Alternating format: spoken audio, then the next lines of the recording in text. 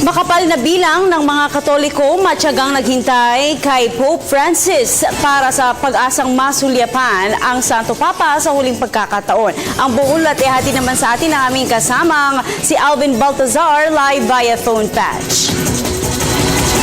Ilang oras bago pa ang paglabas ng Santo Papa mula sa Papal Nunciature, hindi nagbabago ang eksena sa lugar kung saan matiyagang naghihintay ang mga tao sa pag-asang sa huling pagkakataon masusulyapan ang kaway at basbas ni Pope Francis.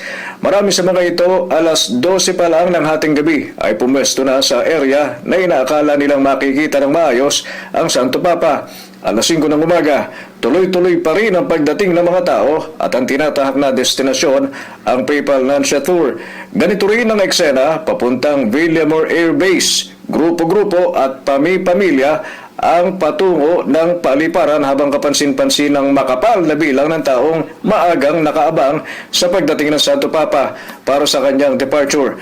Kani-kani ang diskarte para makapwesto at makahanap ng magandang angulo ng iba, kinukupahan at luminya na sa flyover.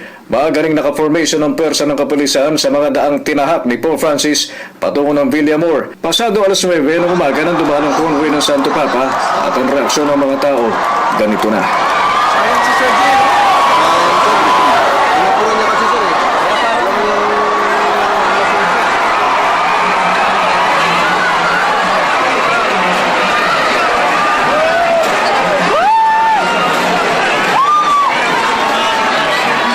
Para sa Telebisyon ng Bayan, Alvin Baltazar.